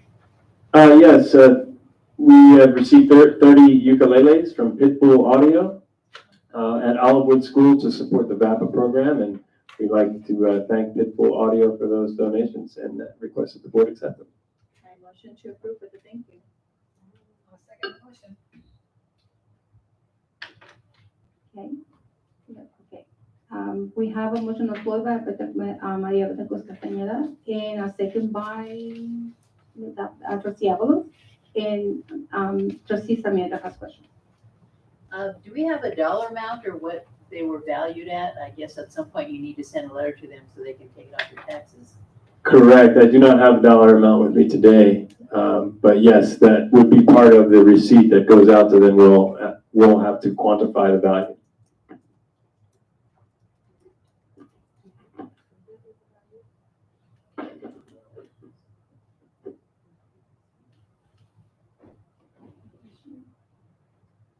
I have a question too. Do we have to hire a ukulele instructor? Okay, cool. Yeah. I want to have covered, so what are the use for the ukulele? I know it's like a kind of a guitar, but I was like, who's gonna play those? You know, but who's gonna instruct the kids, right? There's also They're fun to play. professionals know. Cool. Thank you. Okay, so moving forward with the thank you for trustee Reteco Castañeda, who started the motion, and second by trustee Avalos. Please vote.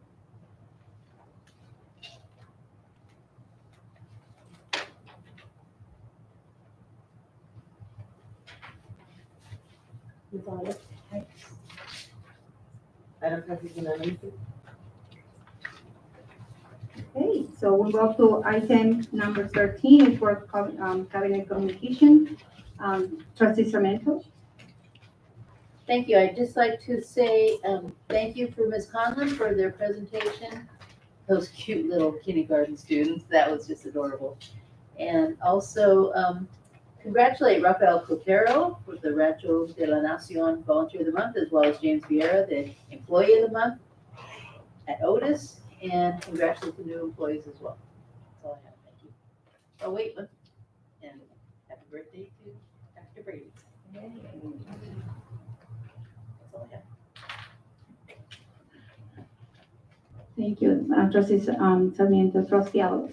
Well, first of all, I would like to correct myself. I said Mr. James Vieira was a volunteer. He's not a volunteer. He is an educator. And I don't know why I said volunteer, but anyway, I apologize. Well, you know, all educators end up volunteering too. That's right too. And very happy that his wife is also an educator. So a lot of things in common, right? They're both educators. So I just wanted to correct myself on that. The children were amazing, absolutely amazing. The little boy that was the principal's son, right? He was so well, little suit on and everything. I thought that was the cutest thing. They were very amazing. And of course, the volunteer, I always admire volunteers as well as educators, but to come and volunteer and spend their time here with us at our district here and helping, I think is great. Really, I really do. And of course, welcome our new employees, our certificated ones and our classified. They do a lot of work. And I want to thank them for everything that they do. And again, thank you for our special superintendent, Mrs. D'Angela. Happy birthday. I think birthdays are so special. I celebrate, my birthday's in September. We know. But I start celebrating from the 1st of September to the end of September. Every single day. Every day of the month I celebrate. I go out to lunch, all my friends take me. Out to lunch, out to dinner, we have parties every week, every day. They all know that. Celebrations. There's birthdays are a special day. Yeah, thank you, trustee Avalos. Trustee Bethencourt Castañeda. Thank you. Would like to congratulate our students on a job well done. It's so cute to see our little students up and present. It was just, they were so, they just felt like very poised, like they were very, what is the word I'm trying to say? Yeah, like they just had it down, even though she was whispering to them. They were just confident, is what I'm trying to say. So it was really cute. And the principal's son, yes, you can just tell he's gonna be, he's gonna be something. It is so cute. And then congratulations to our volunteer, Rafael Cotero. It's a lot of work to come in and take over a PTA and have your family included, because it is a lot of time invested. So thank you to him and to his family, and a special recognition to James for Employee of the Month, both to him and his wife for their dedication to educating our students. Not just our district, but our students, because it is a lot of, it's dedication, and I don't have to say it to all of you, you know how much dedication that is. So thank him. Welcome to our new employees, those who were able to attend tonight and those who were not, but thank you for being a part of the NSD family, and I look forward to seeing you on campus. Before I get emotional, I just want to say happy early birthday to Ms. Sarmiento and Dr. Brady. And before we leave tonight, we're gonna go back to Dr. Brady's office for some cake. Sorry. Yeah. And I would like to say I was fortunate enough to participate in the 5K for our district, and I just would like to say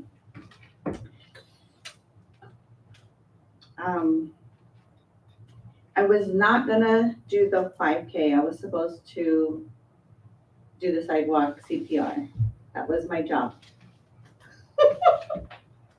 However, I felt that it was more appropriate for me to actually do the walk, because I am a product of Olivewood. Ms. Stewart was a teacher and she did her entire career at Olivewood. And she was not able to finish her walk. So I did it in her honor to finish the walk for her. So that's what I did for her. So sorry, Dr. Brady. I didn't do my assignment, but I felt that it was appropriate for me to do what she wasn't able to do. We had no cardiac emergencies. Thank goodness. And it wasn't me. So with that, I just wanted to say have a good evening and thank you for being here. Dr. Burke? I'd just say that if we did have a cardiac emergency, we had about 3,000 people there that could help. Thanks to all the training that has happened to our birthday celebrant, Dr. Brady. And I want to give quick shout outs. C-Pencil, I know you're going to talk more about REACH in the project, but you've been a great person to work with. You guys have been fantastic. I appreciate everything you do for our kids and in working with us. David Castillo has taken on so much work this year, so I want to give a shout out to David. He is managing a lot. And so when you get things like this, unexpected hiccups and curveballs, and he just takes it on and just keeps on plowing. And he is such an asset to this district. He's tremendous. And last but not least, I got to know Maggie a little bit the last couple of weeks because of our work through the classification study. And I've come to understand what a fabulous employee and dedicated person, and just what a wonderful person she is, and how lucky we are to have her on our team. So thank you very much, Maggie. I know. She's still here. No. Thank you. Dr. Kippen? I just want to welcome our new employees to the NSD family. I want to thank our students from Rancho. As Maria said, they were so cute and confident. So thank you for your presentation. I also want to say thank you to Rafael Copero and James Vieira for all that you do for our students. Thank you so much. I just wanted to announce that tomorrow is our induction colloquium at Rancho, celebrating year 1 and year 2 teachers. And then on May 15th, we have the special board meeting for retirees, years of service, and employees of the year. So thank you, everybody, for being here. Dr. Kraft? Thank you. I wanted to start, we did have some speakers, and I wanted to provide some clarity. I know that there was only one that was actually one of our parents, so there might have been some integration or assumptions that what happens at other districts happens here. I just wanted to share that we have been very focused on least restrictive environment, LRE. And as you know, that we have moved our SDCs to their home schools and spread them out as opposed to 2 to support our teachers for the work that they do, because all of our students are important, is that we did move to full-time instructional assistants. And we staffed our classes 2 FTEs for our mild mods and mod severe 3, and that is standard. Anything above that, comes to the IEP process, so we want to make sure we have that. We also provide a monthly parents with meeting with Dr. Vargas, and again, it's focused on ensuring that our parents are empowered with the knowledge and understanding. Some of it is related to what we do here, but we also talk long-term about the implications of what the parent was talking about, career opportunities, right pathways. And that, we will be reaching out to all our parents, but specifically the one that spoke, so that we can ensure that we can ensure that we provide the support that's being sought.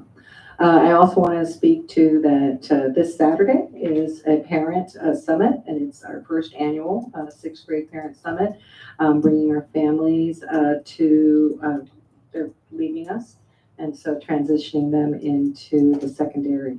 Welcome new employees, applause to our Rancho students and volunteer. Congratulations to James, he is a gifted special education teacher.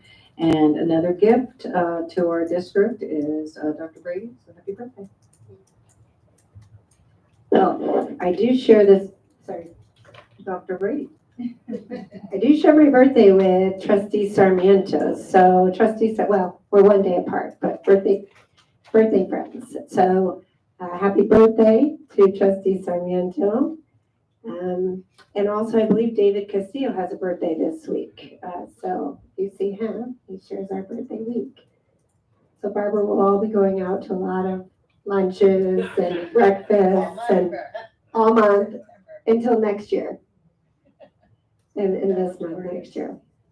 I wanted to add on to what Dr. Kraft was saying for our parent speakers, just to For the record, I know that there was one of the comments was about transportation, getting to the different schools. And as you know, Dr. Kraft and her department's efforts for least restrictive environment is to bring the students to their neighborhood schools to eliminate the pressure on parents to have to go to another school. And the students, when they go to their home school, get to stay their entire educational career from TK all the way through 6th grade instead of having to switch schools because they moved to an upper grade span. And so that's part of the work.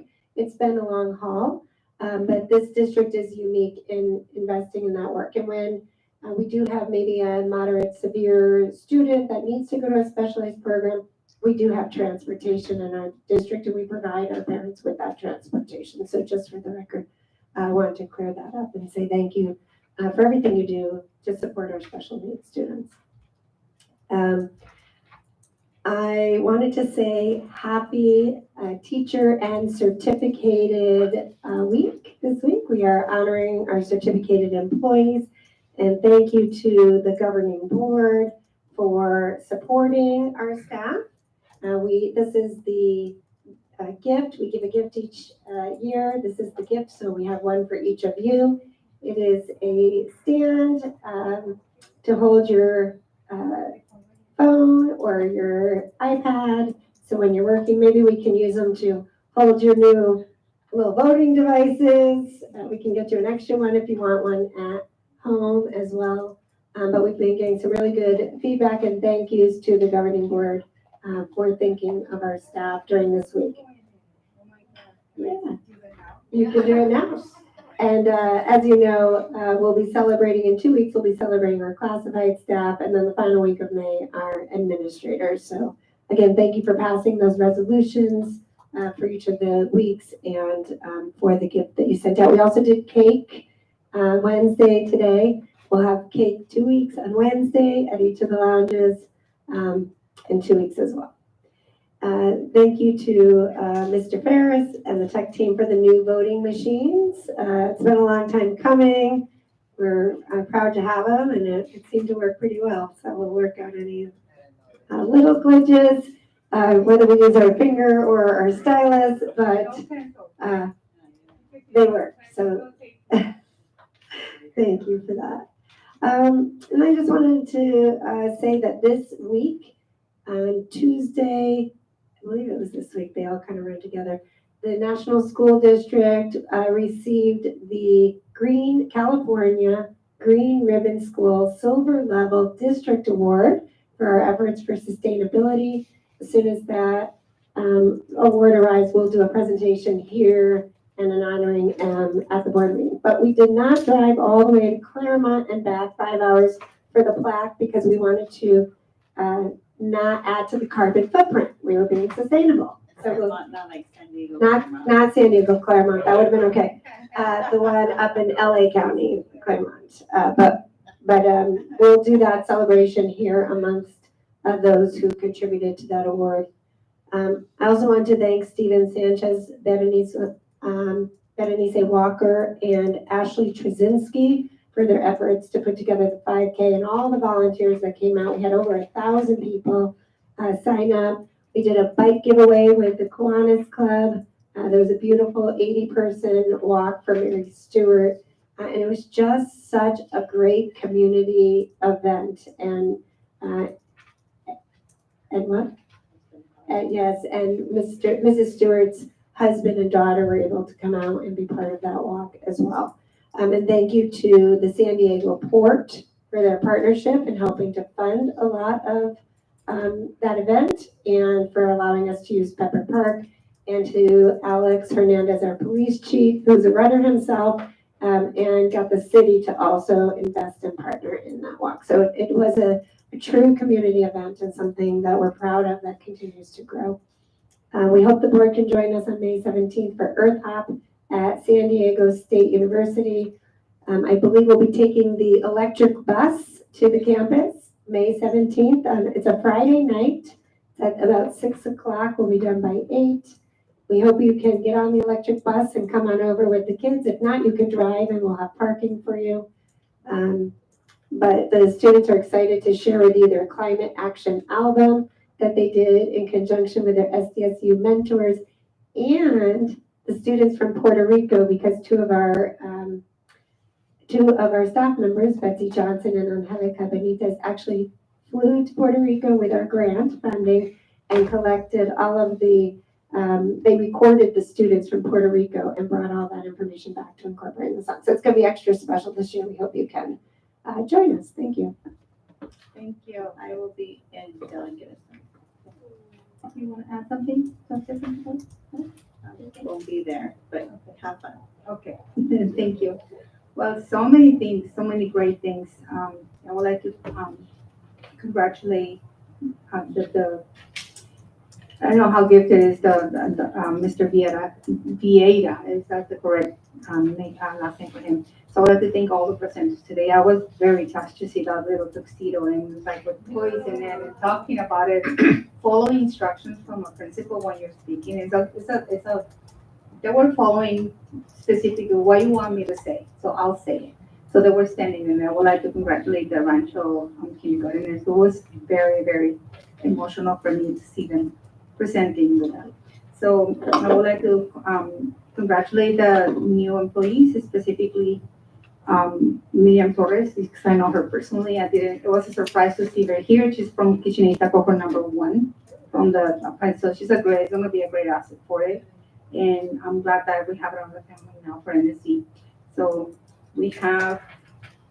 I'm glad that we're having those conversations about playgrounds, and it's a personal passion of mine, and Dr. Nate Brady knows, but we've been very eagerly striving for more funding, for more inclusion intent. So that will be something that we have to celebrate, because this is a great community effort. I didn't do it by myself, but it's a collective effort, and I'm a strong believer of collective impact, and we're doing impact on those families. So I'm glad that you listen and we make movements out of it. And it's not only me, it's everybody. And because it takes a long time, and in translation and the language that we have to put on, how we put on those families, that they need to be taking the barrier of hesitance to ask what they need, and especially students when they request it, I need this. So don't hesitate or speak or ask for something. You know, somebody will be there to listen. So I would like to empower those parents to do that. So I would like to congratulate also the volunteer of the year, and it's nice to see young males supporting their kids, and it's like usually we see women, but it's very encouraging to see a father with the kids. It was very emotional for me to see a parent coming in and support a volunteer. So thank you so much. So I would like to also send a message for that power and engagement. It's very important to pass out the message that we're here to listen to you, but we cannot help in your capacity. We cannot find it. We might not know everything, but we may be able to route you for the people who really can listen to you.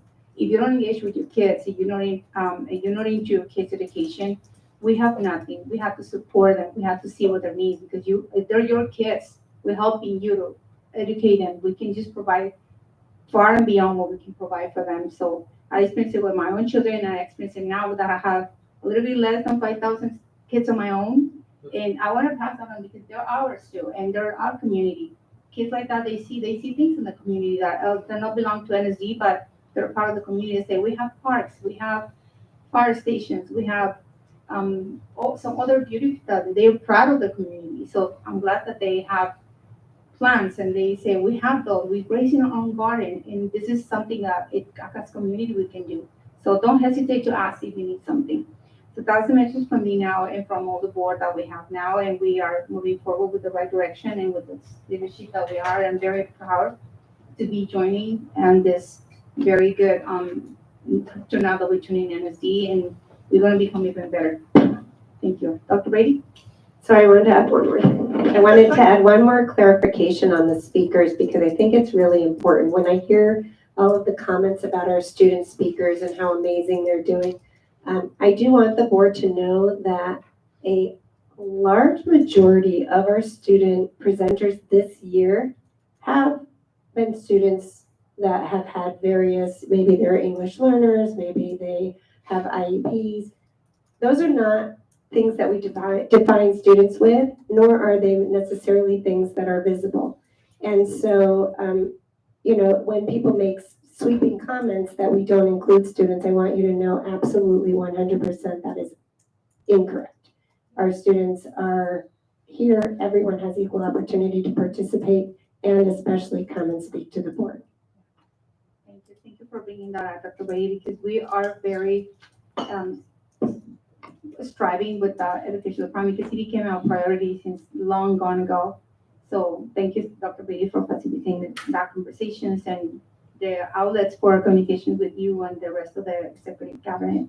So with that being said, happy birthday. And we have a birthday lady over there too, Trustee Sarmiento, and we please join us for cake. And thank you for Maggie. I saw her in action right now. She was very into it. Thank you, Maggie, for providing that very crucial language initiative via barrier, as always mentioned. And with that being said, I wish everybody a good night. Board meeting adjourned.